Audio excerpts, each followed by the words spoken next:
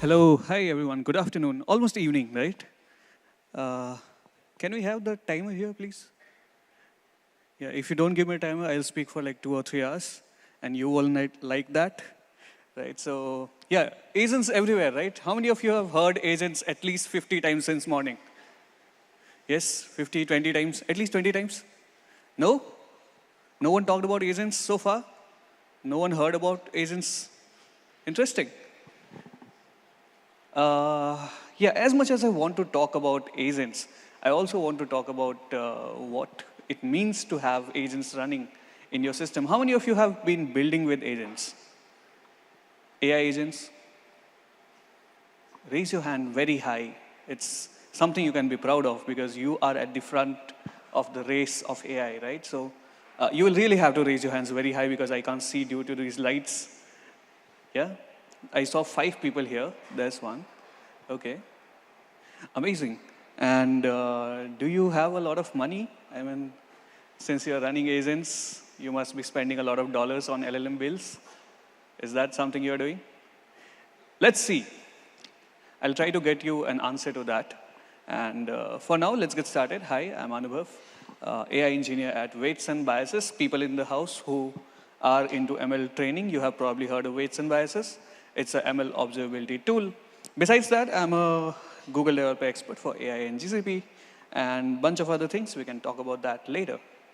And the agenda is pretty simple, right? The introduction is already done. I'll do a hello world to 3 topics. And then I'll also talk about the cost part, how to trace costs. And finally, I'll be talking about the optimizations. There's going to be some amount of code during my session because tech talk without code, how can that be? And you can choose to try to run along with me, or else you can just take photos of the QR codes, which I'll share, and go home and try those. Right? So coming to agents, right? How many of you know about this agent? Johnny English? Johnny English? No one? Oh, okay. Some of you. Please do raise your hands. That's how we keep it interactive, right? I'll keep repeating the same slide until you raise your hands. Okay? So maybe 10, 15 people have watched Johnny English. I think you might know him more popularly as, some people said it, Mr. Bean, right? So anyway, why do I give you an example of Mr. Bean as an agent, right? It's not exactly AI, right? It's just a person. But what is important here is that an agent specializes at a given type of task, may be a generalist, by the way. It could still be a generalist, but it usually specializes at a task. That is how it's better to design agents instead of making one general agent which is able to do everything.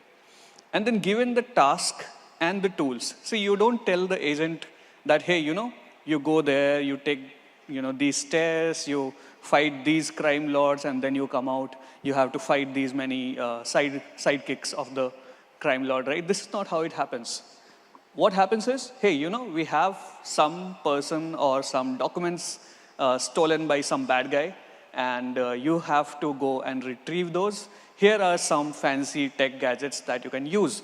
This is the template, right, of an agent movie. And that pretty much defines it, right? To an agent, you give a task, you give some tools, and you sit back, relax, and wait for the output, right? And that is pretty much what an agent does. Although, in the more boring way of explaining it, agents extend the knowledge of AI models with available tools, and they might also have a way of simulating a thinking process, right? LLMs don't think. We need to remember this. LLMs don't think by themselves. They just try to simulate the way humans might think by following certain patterns. Right? I'll not go into that. That's not the topic today. But then let's come to the next part. Right? So for those of you who want to visualize this, although it says flights extension, map extension, and weather extension, you can think of them as tools. You can think of them as functions. It's really up to you, right? So these are basically tools which are available to the agent. And after the reasoning loop, within the reasoning loop, it might choose to run some of those tools. And after it is done, it might run them again to produce the required output. And finally, it will give you an output. It could be anything. Now, why do we talk about costs, right? Agents are cool. Agents are really nice, right? And agents are getting a bit too much popular. That's the real problem. See, I think there's been a big debate around what is hype and what is reality, right? And turns out AI has a lot of hype on it. Although it's very much real, people come to me asking, there's AI which is booming. Like maybe 2 or 3 years back, people were having this question as well, that crypto is booming as well, right? Web3, which one do you stick with? And I strongly stick with AI. The reason being that for any technology, if someone is willing to sit down and explain to you on paper the mathematics behind it, it's a solid technology, right? So AI is definitely getting popular. It's real, but it has a lot of hype on it. And with that, there's this constant pressure of your peer tech community to try out AI agents, to build stuff which is agentic, right? How many people, like maybe if you go to hackathons, everyone's building an AI agent. Is that right? So you go to a hackathon, you go to investor meetings, in fact, and people who are founders, you know this. If you're making even a food delivery system, you add AI to it. And suddenly it's a amazing solution, investors are happy, right? So AI is getting popular, agentic AI is getting popular, but what people are not talking about exactly is what amount of money will it cost you to build an agentic AI system. And I will try to answer this not from the holistic perspective of setting up a company, getting some servers and all of that, right? I'm not going to do that. I'm going to do something very much simpler. I'm just going to tell you what is the cost of your LLM calls. As simple as that, the most important part of it, right? So we'll drill down to that. And this is a statistic which I think we all should remember, which probably adds a lot of weight to why we should be answering this question today. Because by 2028, we are projecting that almost 33% of enterprise software will use agentic AI, right? So if 1 out of 3 applications that you're going to use in the next 3 years are going to use agentic AI, because a lot of you will be building such applications yourself, then you definitely need to know how much money you're going to spend, how much money you're going to burn, not just building it, but also maintaining it afterwards. So let's break it down, right? What exactly makes the cost pile up? So first of all, need to remember this, right? The same thing can be done with a simple LLM call. You don't always have to use an AI agent for this, right? I was at a Google for Startups meetup yesterday, and there were like these startups which I was talking to, and one of them just asked me casually that, hey, if I want to build a chatbot, sorry, not a chatbot.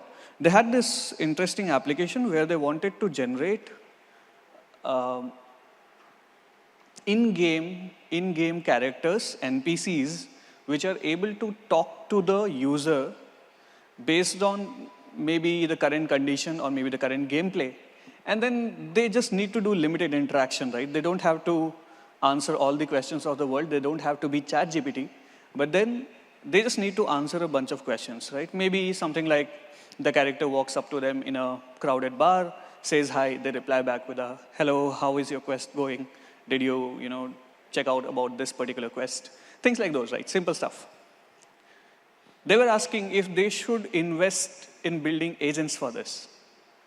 How many of you think they should? Absolutely no one. Okay. How many of you think they should not?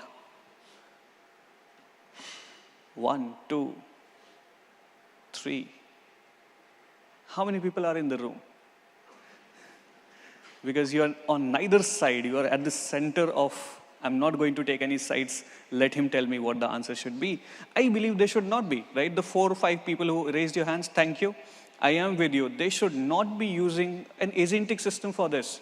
You don't really have to do tool calling to some database or somewhat. You don't really have to do that.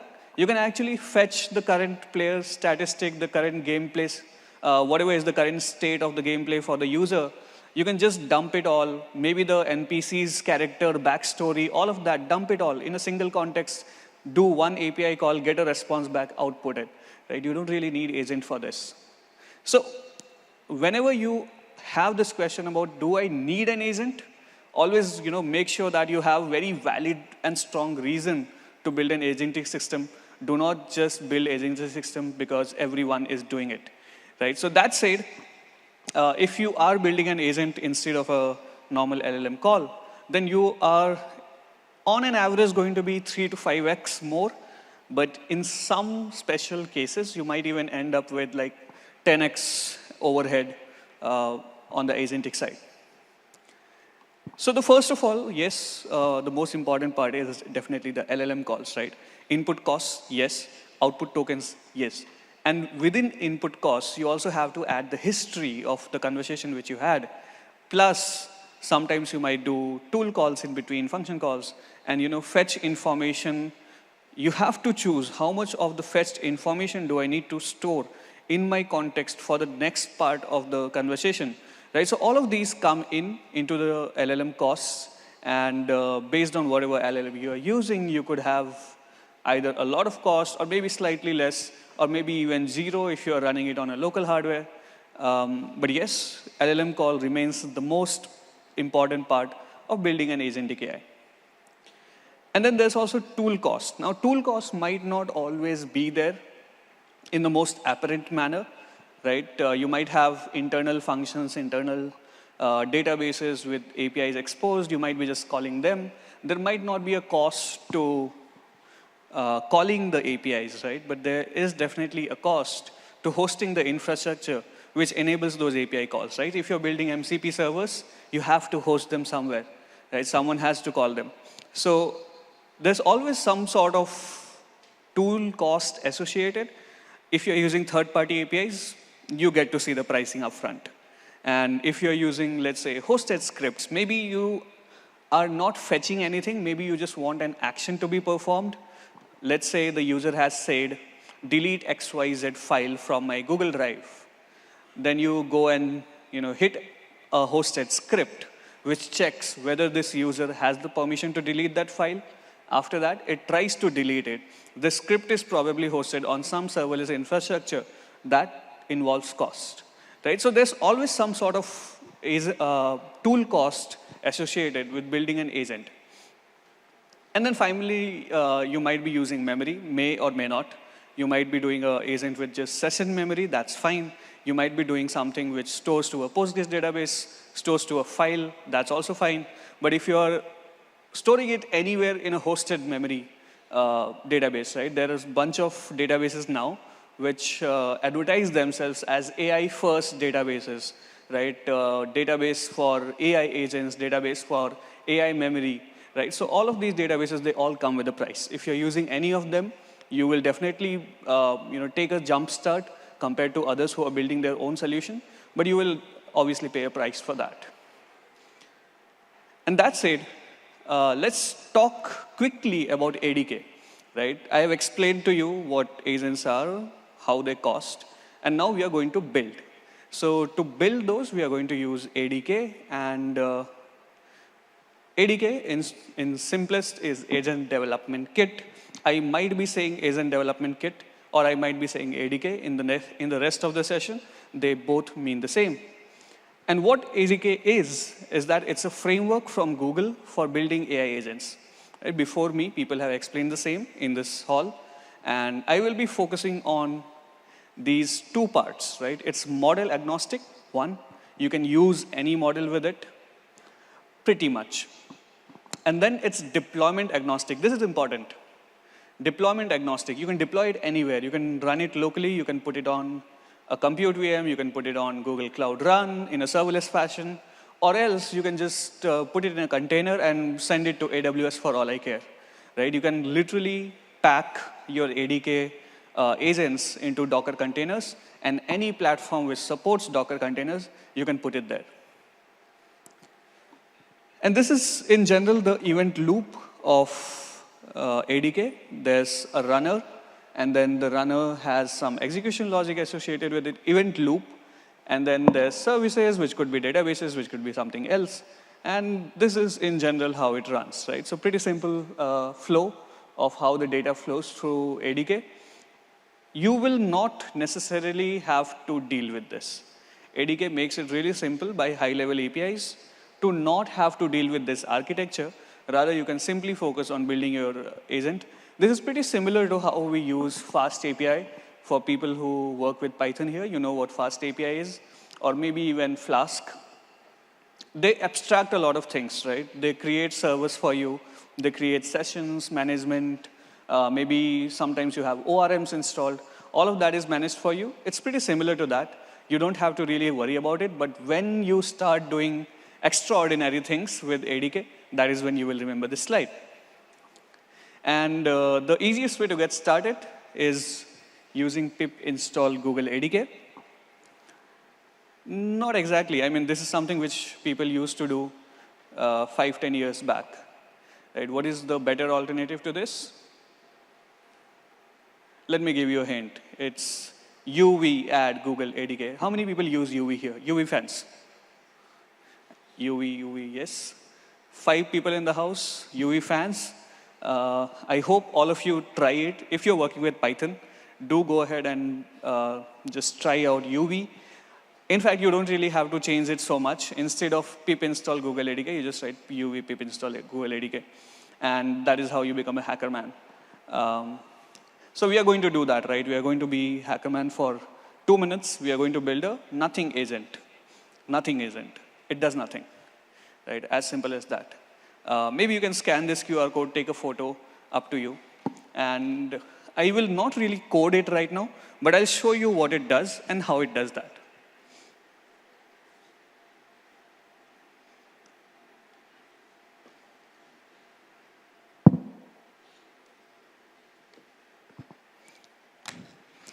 Okay, so let's come to the screen. How do I zoom this? Should I turn on the light mode, or this is fine for everyone? Till the back. Can you see this? If you can, raise your hand. Okay, great. So this is my nothing agent. And if you're seeing the repository, I think there's an echo. Am I responsible for this? Anyway, let's, I think I have to speak a bit at a lower tone. So let me, okay, so if you're looking at that, you should be able to see this code base, right? And this code base is pretty simple. There's a main.py, which is a file used for creating a web server when this is hosted, right? So we are not worried about main.py. We are worried about this folder, nothing underscore agent. Let's click on it. There's one init.py file, which basically just does an import, nothing fancy. Then there's the agent.py. It imports a class called agent from Google ADK agents. And it creates an agent which has the name nothing agent. The model is Gemini 2.0 Flash. The description is agent to do nothing. Instructions are you are a helpful agent who can do nothing. And tools are 0 because it does nothing. So why does it need tools? And this turns out, these 14 lines of code is the most minimal agent you can create with Google ADK as of today, right? So this agent has no capabilities, but it is an agent. It lives. And when an agent can do nothing, it can talk, right? So let me try running this. And the way you run code with ADK is you type ADK, and then you type run, and then you type the name of the agent, right? So nothing agent. Whoops, I need to activate the environment. Okay, here we are. So now my nothing agent is running, and it's asking me to say something. I type, hey. Okay, something went wrong here. Let me try opening it in the web app. ADK web.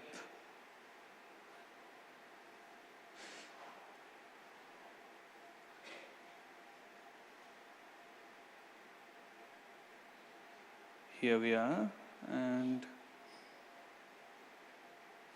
could it be that I provided it the wrong model?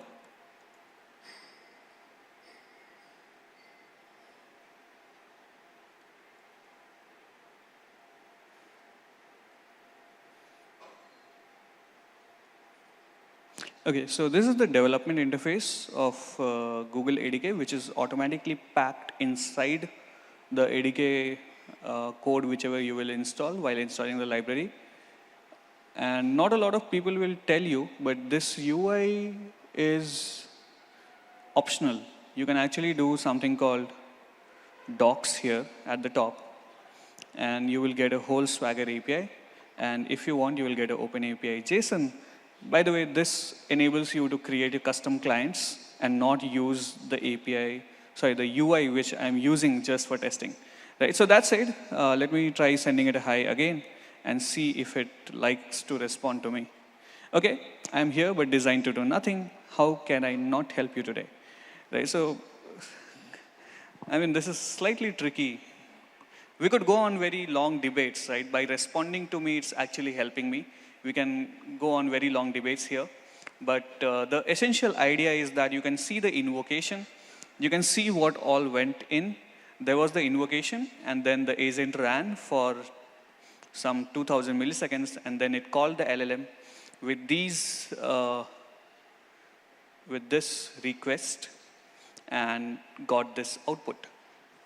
Right, so this is how you can observe what went inside. Every interaction which you have with the ADK agent, you can actually break it down to what exactly went through it, right? What is the token count? What was the output count, request, response, all of that. Right, so this is what ADK lets you do. And if you have scanned that QR code, you are getting the repository which contains this. Now, that said, let's come to the next part, right? So we have created a bare bones agent. Agent does nothing. Agent is completely stupid, but it debates. Now let's come to the next part, which is the hidden steps, right? I told you there are 2 steps. I was lying. Whenever someone tells you something can be done in 2 steps or 3 steps, they're lying, right? So it actually takes a bunch of more steps to run this code. If you are looking at the code repository, you need to follow these steps to actually run it after cloning, right? So I will not explain a lot. It's as simple as get the API keys, set the environment variables. You will get these instructions if you scan the QR code at the end of my talk, where you just get the QR code for all the slides. That said, let's come to Weave, right? Weave is a product which is, first of all, open source. It's a tool by Weights and Biases where I work, so shameless plug. I work on this. And then it offers integrations with almost all the LLM providers you know, quick integrations which get things done in 2 steps. And then there's open telemetry support, so you can actually combine it with pretty much any tool. It's free for students. If you have a student ID, you can use it for free, unlimited. And if you are not a student, you can still use it with a very generous free tier for personal individual users. That said, it's really easy to get started with Weave. We first do pip install Weave. Not exactly. We do uv pip install Weave because that's the cool thing to do. And then weave.init project name. And whenever people tell you things are 2 steps, they're not. Although these are the main 2 steps, there are some internal steps which require you to create an account, get an API key, and set an environment variable. If you're going to follow the code which I'll show next, you will need to do this. That said, this is the actual repo, which contains a lot of stuff. And if you are going to scan this QR code, you will get a repo which has both the nothing agent, agent which works with MedGemma, agent which works with Quen, actually Quen 3.1, the latest one. And then it also works with Gemini, right? So you will get all the samples bundled in the same repository. And the main idea is that I want to show you how to perform Google ADK tracing with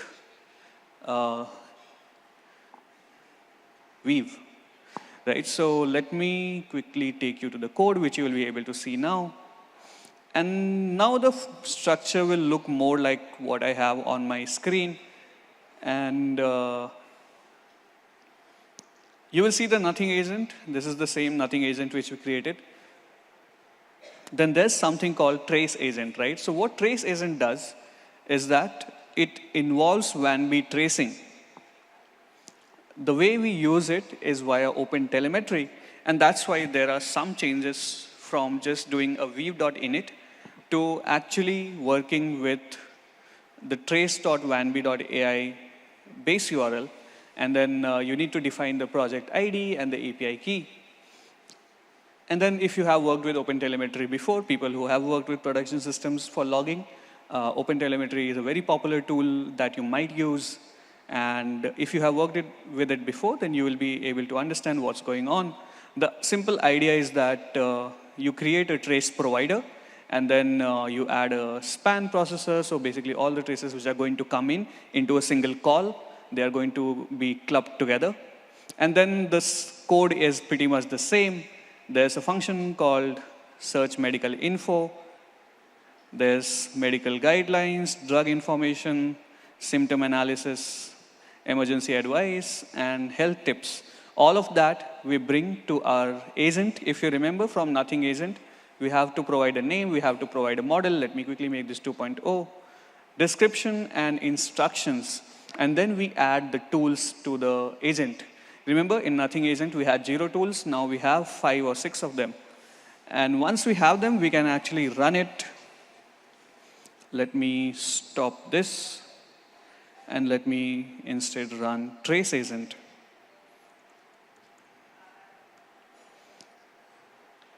Here we go. Now let me try talking to it, right? Something as simple as, hey, should get me started. Hello, how can I help you with your health questions today? Let me ask it for health tips. Oops, health tips for surviving winters. At this time, this will use something called Google Programmable Search to make a Google search, fetch the results, and come back to me with, let me just pick nutrition here.